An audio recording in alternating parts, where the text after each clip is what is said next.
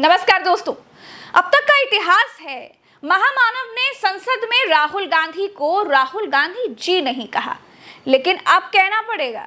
ये देश की 140 करोड़ जनता का प्यार नहीं, ऊपर वाले की मार है।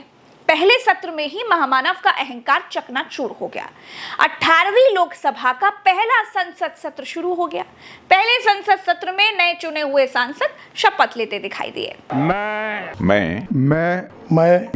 मैं आपको एक बात बता सकती हूँ कि कुर्सी की पेटी बांध लीजिए, क्योंकि सदन का तापमान जबरदस्त बढ़ने वाला है।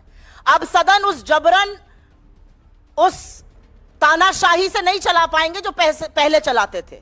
कोई फर्क नहीं पड़ता स्पीकर कौन बने और डिप्टी स्पीकर कौन बने। राहुल गांधी के 14 मिनट के वक्तव्य में 11 मिनट आपको स्पीकर अब नहीं दिखेंगे। यह मैं आपको कह सकती हूं, और यह लोकतंत्र की ताकत है। यह जनता ने मैसेज दिया है कि अगर राहुल गांधी जी 14 मिनट मणिपुर पर बोलेंगे तो 11 मिनट ओम बिरला की शक्ल हम नहीं देखेंगे, हम राहुल गांधी को देखेंगे। तो यह होने वाला है। सदन में जिस सदन में राहुल जी को नहीं संभाल पा रहे थे, वहां पर अब प्रियंका जी आने वाली हैं। इंडिया गठबंधन के बड़े बड़े प्रबल नेता, प्रखर वक्ता सब आने वाले हैं। क्या होगा बेचारों का? दोस्तों, मोदी के भाषणों पर ताली बजाने वाली और बजाने वाले कई अहंकारी सांसदों को जनता ने घर भेज दिया। इस बार विपक्ष बहुत मजबूत होकर संसद पहुंचा है। 400 वाले नरेंद्र मोदी के पास अब केवल 242 सांसद हैं।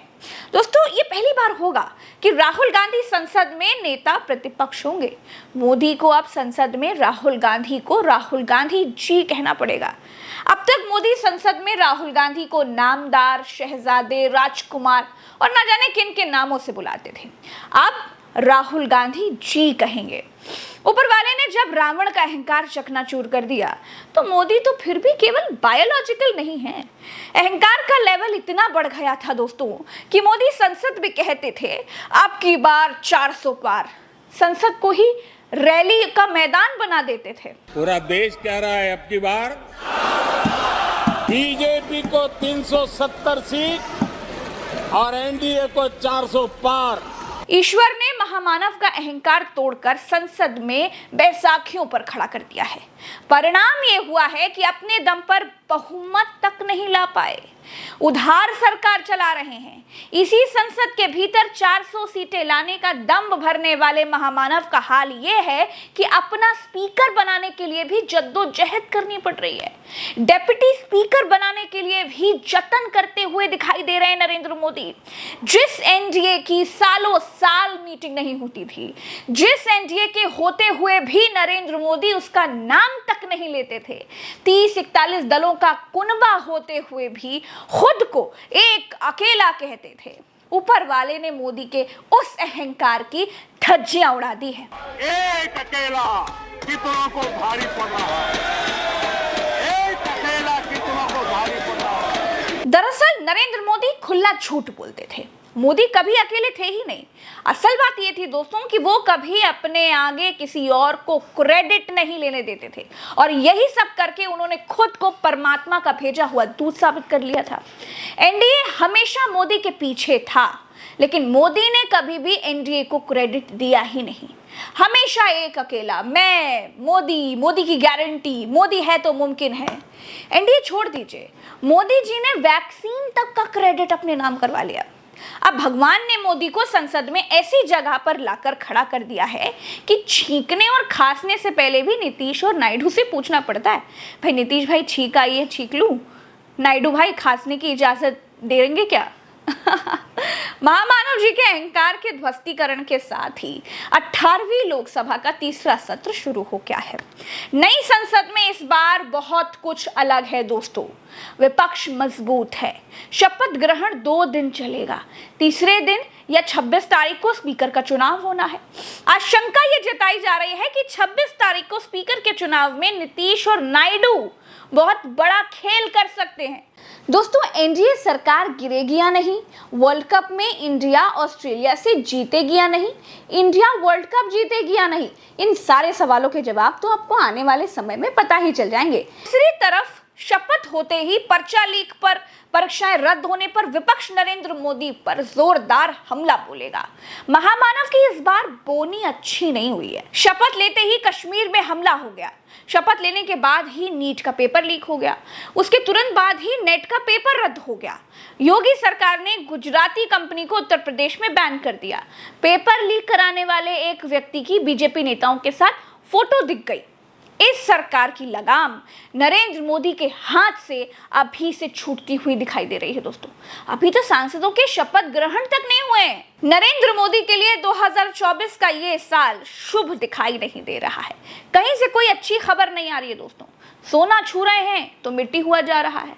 पहले नरेंद्र मोदी के प्रधानमंत्री बनते ही तेल की कीमत कम हो गई थी, तो नरेंद्र मोदी खुद को भाग्यशाली बता रहे थे। साथियों, मेरा बहुत सौभाग्य है कि एनडीए के नेता के रूप में आप सब साथियों ने सर्वसम्मति से चुन करके मुझे एक नया दायित्व दिया है। इस बार नरेंद्र मोदी के प्रधानमंत्री बनते ही, उनके शपथ लेते ही देश के युवाओं पर मुसीबतों का पहाड़ टूट पड़ा, महंगाई अचानक बढ़ गई। मोदी अब खुद को भाग्यशाली नहीं कहते हैं। दोस्तों, शेयर बाजार भी इतनी तेजी से नहीं गिरा जितनी तेजी से नरेंद्र मोदी की माला जपने वालों की संख्या गिरती जा रही है। दोस्तों, एक समय था जब ये कहा जाता था कि बीजेपी में चिड़िया चू तक नहीं करती है, लेकिन आज की तारीख में बीजेपी के लोग आपस में ही लड़ रहे हैं। मोदी के नेतृत्व में भी उत्तर प्रदेश में बीजेपी की बहुत बुरी हार हुई। अयोध्या की सीट तक नहीं बचा पाए। अयोध्या क्यों हारे, उसकी समीक्षा करने पहुंचे तो बीजेपी के नेताओं की पूर्व सांसद लल्लू सिंह से भिड़ंत हो गई। हालात ऐसे हो गए कि मारपीट होते होते रह गई। दूसरा उदाहरण मैं सिद्धार्थनगर का बता देती हूँ। यहाँ बीजेपी में जूता लात हो गई। जी हाँ, यहाँ बीजेपी के बड़े बड़े नेता ये पता करने के लिए आए थे कि जीत तो मिली, लेकिन मार्जिन कैसे कम हो गया। कार्यकर्ताओं में ही आपस में मारपीट हो गई। ये मैं आपको क्यों बता रही हूँ? इसलिए बता रही हूं क्योंकि एक समय था जब बीजेपी में कहा जाता था कि बीजेपी गधे को भी टिकट दे देती थी तो जीत लाते थे, लेकिन आज मोदी को खुद जीतने में लाले लग गए। एक समय था जब ये कहा जाता था कि बीजेपी में बड़ा अनुशासन है, एक हार के बाद ही सिर फुटौल शुरू हो गया है। बीजेपी के लोग एक दूसरे को पीट रहे हैं। महाराष्ट्र में ही बीजेपी के एक बड़े नेता हैं अर्जुन गुप्ता, उन्होंने नरेंद्र मोदी को चिट्ठी लिखकर कह दिया कि आपको जिन लोगों ने वोट नहीं दिया उनको आप फ्री का राशन मत दीजिए, राशन सिर्फ उनको ही दीजिए जिन्होंने आपको वोट दिया है। बीजेपी के भीतर फ्रस्ट्रेशन का लेवल देखिए आप। अभी ये लेवल और बढ़ेगा दोस्तों, क्योंकि महाराष्ट्र में अभी कुछ ही महीने में चुनाव होना है, जहां से ये संकेत आ रहे हैं कि बीजेपी का पूर्ण पैकअप होने वाला है। हरियाणा में बीजेपी को सत्ता से हाथ धोना पड़ सकता है। ये गिरावट अब रोकना बहुत मुश्किल है। ऊपर वाले ने महामानव को तीसरी बार प्रधानमंत्री की शपथ दिलाई ही अहंकार तोड़ने के लिए है।